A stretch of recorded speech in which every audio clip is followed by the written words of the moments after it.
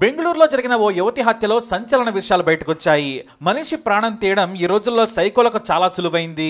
కోరమంగళం వెంకటరెడ్డి లేఅవుట్లో ఉన్న Bhargavi staying homes లో బీహార్కు చెందిన కృతి కుమారి ఆమె స్నేహితురాలు ఒకే గదిలో ఉంటున్నారు. ఈ కృతి కుమారి వయసు 24 ఏళ్లు. ఓ ప్రైవేట్ సంస్థలో ఉద్యోగం చేస్తుంది కృతి కుమారి. అయితే కృతి ఆమె రూమ్మేట్ ప్రాణ స్నేహితురాళ్ళు. ఇక్కడే ఓ సమస్య వచ్చింది. తన ఫ్రెండ్ కి ఓ బాయ్ ఫ్రెండ్ ఉన్నాడు. అదే కృతి ఫ్రెండ్ కి.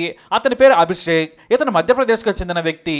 ఈ అభిషేక్ తన గర్ల్ ఫ్రెండ్ గతంలో ఉన్న రూమ్ కి వచ్చి ప్రియురాలతో ఎంజాయ్ చేసి వెళ్లేవాడు. శృంగారపరంగా కూడా ఇద్దరు పరిధి దాటారు. కానీ అభిషేక్ జాబ్ పోగొట్టుకున్నాడు. పని పాట లేకుండా తిరుగుతున్నాడు. డబ్బుల కోసం కూడా ప్రియురాలను వేధించేవాడు. అయితే ఓసారి అలానే రూమ్ కి వచ్చినప్పుడు అభిషేక్ ప్రియురాలతో గొడవ పడ్డాడు. ఆ సమయంలో కృతి కుమారి జోక్యం చేసుకుంది. వారి మధ్య గొడవను సద్దుమణిగేలా చేసింది. కానీ రాను రాను అభిషేక్ ఆగడాలు పెరిగిపోయాయి. తమ గదికి వచ్చి గొడవ పెట్టుకునేవాడు. అతని ప్రియురాలు మాత్రం ముందు నుంచి జాబ్ చూసుకోమని సలహా ఇచ్చేది. కానీ లెక్క కూడా చేసేవాడు కాదు.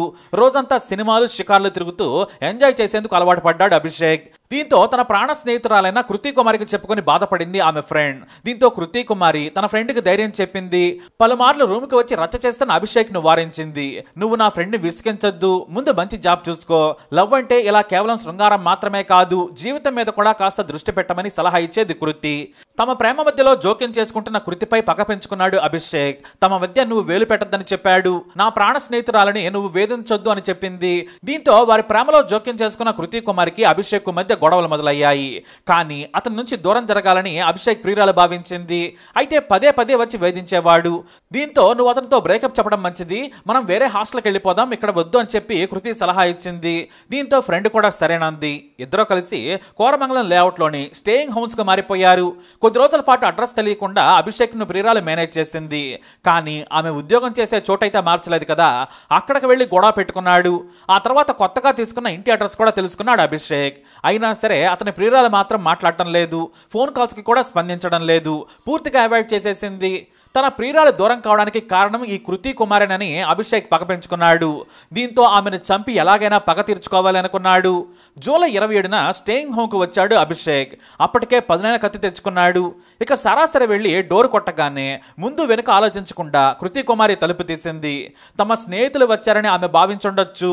అయితే తీరా తలుపు తీయగానే అభిషేక్ ఉన్నాడు.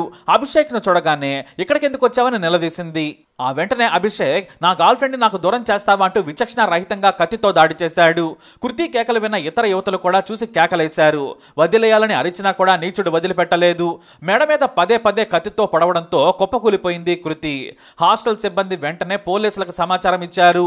ఆ వెంటనే రక్తపు మడుగులో కొన ఊపిరితో ఉన్న కృతిని దగ్గరలోని ఆసుపత్రికి తరలించారు.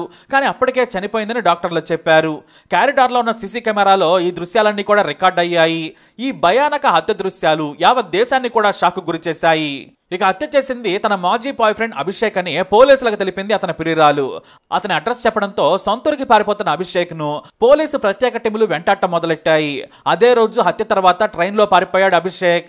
సరిగ్గా భోపాల్లో రైలు దిగి ఇంకా నాకు భయం లేదని బయటకు వస్తున్న హంతకుడిని అరెస్ట్ చేసి బెంగళూరుకు తీసుకొచ్చారు పోలీసులు. తన ప్రియురాలిని తనకు కాకుండా దూరం చేసినందుకే కృతి కుమారిని హత్య చేశానని పోలీసులకు చెప్పాడు. అయితే ఇదే కారణమా, దీని వెనక మరేదైనా కోణముందా అనే యాంగిల్లో కూడా పోలీసులు విచారణ చేస్తున్నారు. మరి ఈ సైకోని ఏం చేయాలి? మీ అభిప్రాయాన్ని కమెంట్ ద్వారా తెలియజేయండి. ఈ వీడియో అప్డేట్స్ కోసం మై ఛానల్ ఫాలో అవ్వండి. అలాగే తప్పకుండా సబ్స్క్రైబ్ చేసుకోండి.